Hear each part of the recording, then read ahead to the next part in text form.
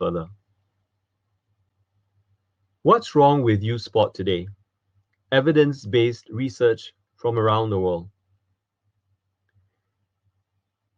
Did you know that many children who showed early sporting success are not able to replicate success later in life? So what that means is that children who actually showed some promise in a certain sport when they were young, seemingly being able to beat their peers, somehow would never make it later down. Number two, did you know that youth athletes who specialize in one sport are at a higher risk of burnout and overuse injury when in their teens? So that means if you start your children too early, you might actually get them to get more injured and even burn out psychologically by the time they're supposed to perform. Third, did you know that a majority of world-class Olympic-level athletes played more than one sport when they were younger? In fact, most people would think that to do well in any one sport, that you have to specialize, specialize, and specialize. In fact, the research is counter to that, and I'll share with you some of those. Number four, did you know that children who are physically active when young are more likely to be active as adults later in life? In fact, this is an important aspect of helping us to develop healthier lifestyles when our children are young, because with that habit of an active, healthy lifestyle, they're more likely to display that when they're older as an adult. So let's delve deeper into each one of those topics.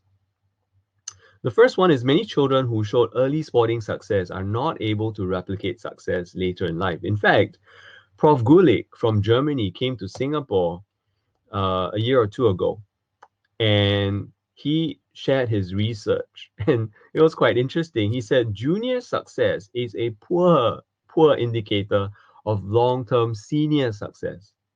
Their success at the age of 10 years old, had zero correlation with their success as a senior. And same was true for their success at 11 to 14, 15 to 18. We had zero correlation.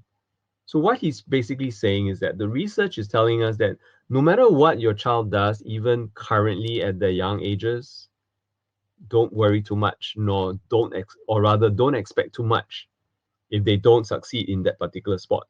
Because as they grow older, their personality, their physical development, all will shift slightly. And with that shifting, their success may fall into another sport that wasn't something that they were exposed to. So the idea is that don't get too hung up, I guess you could say, with that particular sport that they are doing well when they're young. The interesting article that was a forum writer wrote to the Straits Times on March 11th, 2020, this year. And she said, my son was turned down by many CCAs in school. Today, he is a Southeast Asian Games gold medalist and captain of our underwater hockey team. Education is about nurturing self-belief and not rejecting those who fall short of preset criteria of competence. This is a good example of what Prof. Gulick said, that just because your children are not showing signs or signs of success in that particular sport even right now, doesn't mean they cannot be successful in that sport later or even some other sports. So it doesn't mean that they're what you call doomed for life, that they can't do certain sports or you can't do sports at all. That's not true, because the development of your child takes time.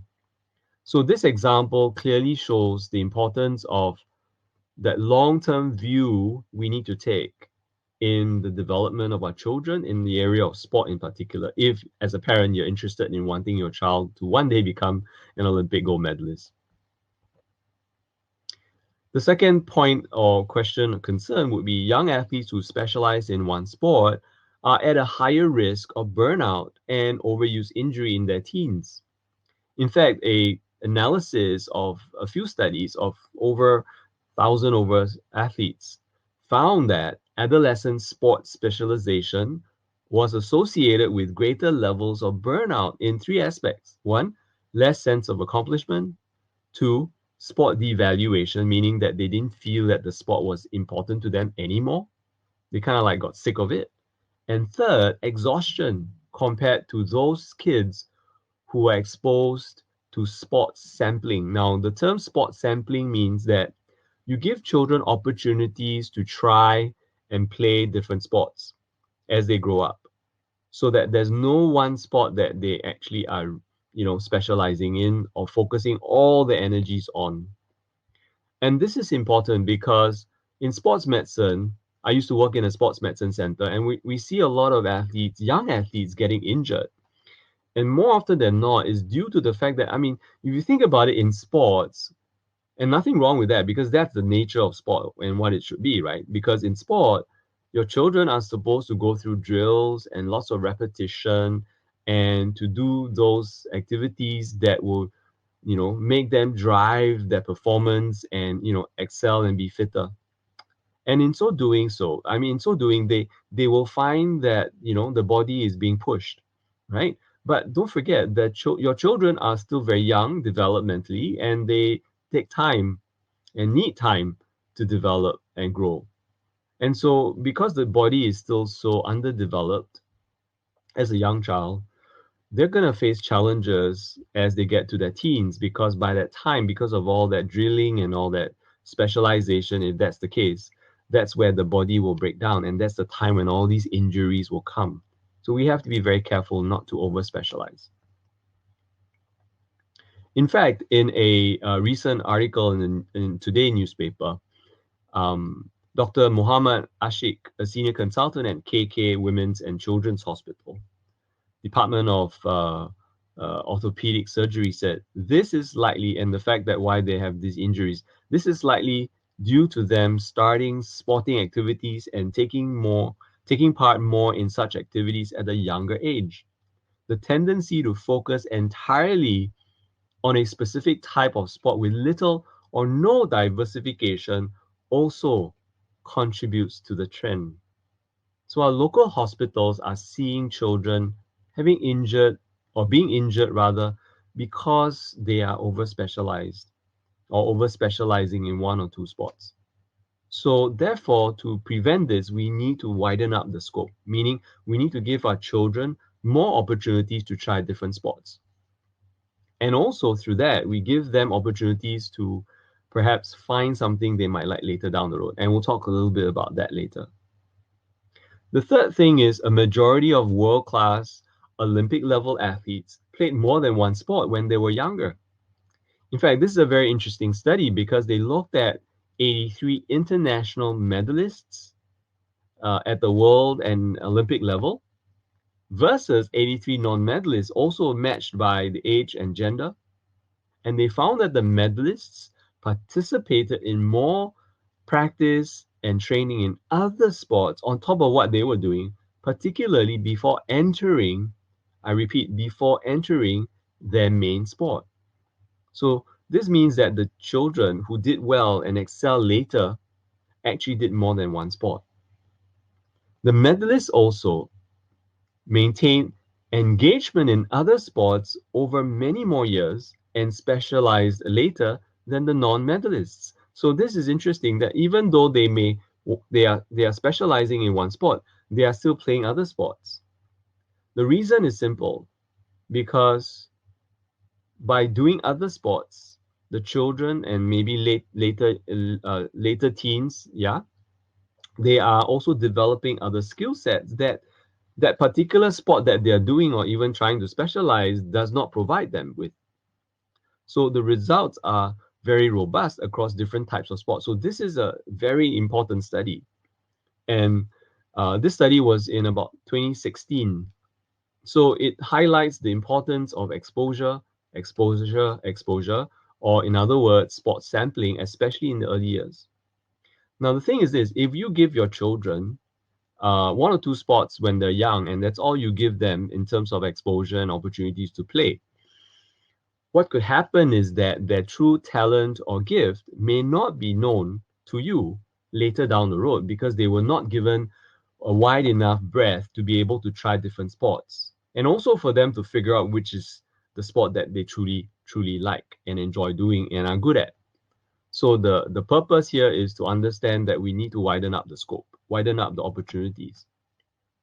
And a recent survey in April this year, right? This one is on National Football League, which is basically the American football athletes. And these are all professional athletes. 85% of those who were selected for 2020's drafting, right, came from multiple sports exposure, both in secondary school and even a little bit earlier.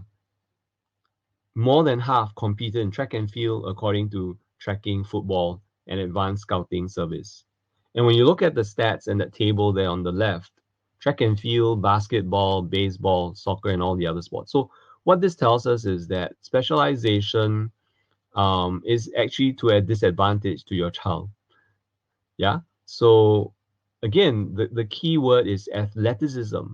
We want to give your kids opportunities to develop athleticism by exposing them to different sports. Number 4, children who are physically active when young are more likely to be active as adults later in life. And one problem right now is if children are not physically active, if they're not actively involved in sport, right, this problem will happen wherein they're gonna be, they're gonna have lifestyle problems, lifestyle diseases, health issues, and partly due to the sedentary lifestyle. But right now, in this current situation, WHO did a study, right, of 1.6 million students from 11 to 17 in 100 over countries. And they found that 80% of adolescents in 2016 did not meet WHO recommendation of 60 minutes of moderate to vigorous physical activity per day. Per day. So if they're sitting on their butts every day, that's too much. The whole time in school or at home doing homework, your kids need to play. Because otherwise, they're not going to have this active lifestyle that's going to be so important as their overall development.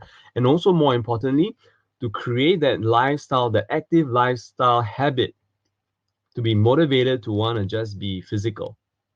And with all these modern technological advancements that we have in the world today, we will become less and less active. And that will lead to lifestyle challenges or lifestyle health issues along the way as time goes on. So these youths, right, give them 10, 20 years down the road, they're going to be inactive because they're spending too much time on their mobile phones and their games, their online games and e-games, because they're sitting or lying down and doing things like that. So they're not physically active through sport or some other physical activity. And this is important that we want to make sure they get off their butts and literally do something physical. And sport's a great way for them to do that. Moving on, a meta-analysis of the literature, 29 studies were analyzed. And the results was, it can be concluded that there is a positive association considered moderate to strong between participation in sports in childhood and adolescence and physical activity in adulthood. Which means to say, if children have a positive experience and also a habit in sports or some active lifestyle activity when they're children, they are more likely to be active when they're adults. So this is something we need to work on, because giving your children the opportunities to play more sport is going to create that positive habit for them. So how does sport feature into a child's lifespan? When we look at how world-class champions are developed, both from very young till elite levels, there's a certain model called the LTAD, long-term athlete development model, that proposes that early diversification or sport sampling, if you will, is the ideal situation where we want to give children opportunities to start in the early years, yeah, And so in those early years, between 0 to 6, we should expose children roughly to about 15 to 16 sports. Now remember, that many sports doesn't mean that they're all going to play all later down the road. The idea is to just sample and let the kids try. And after a while, you will see that the child likes certain sports and not. And as they get older, you will start to narrow down the opportunities. So from 15 to 16 sports right here, moving to 6 to 8.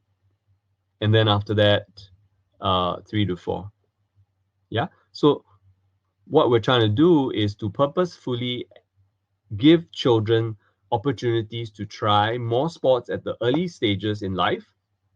And then as they get older, they start to narrow down based on their interests and also talent or gifts, if you will.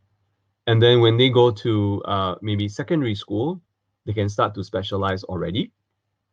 But they can still do a couple more other sports to just ensure that there's this breadth and also there's some development of athleticism because of the extra exposure they get.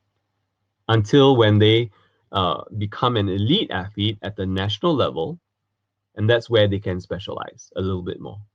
Okay, so this is the model, and this one is used in many countries, especially the Western countries like Canada, US, Britain, Australia, New Zealand, where they, and European countries too, that they use this as a model to give parents, coaches, schools, preschools, a framework to work towards.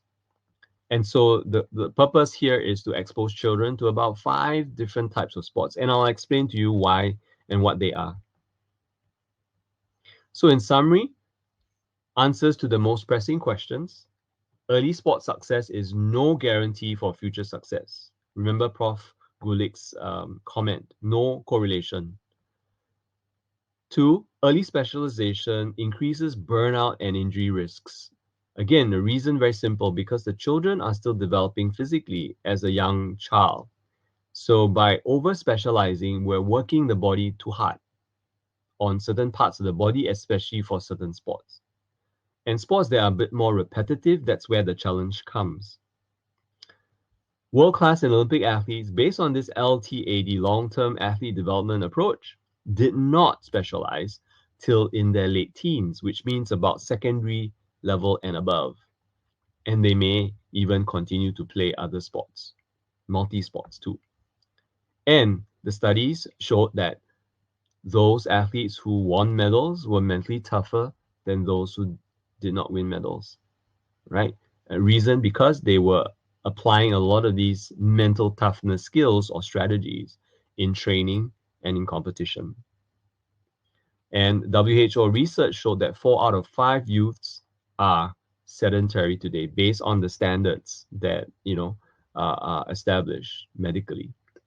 And this has got negative implications when they get older because they don't have a habit of an active lifestyle. So if we want to prevent health issues in our country, in fact, any country for that matter, we need to ensure that the children have positive and lots of opportunities to play sport and physical activity and exercise. Yeah. And physically active children are more likely to be active as adults. So this is based on what was just covered. And I hope this kind of gives you a nice summary.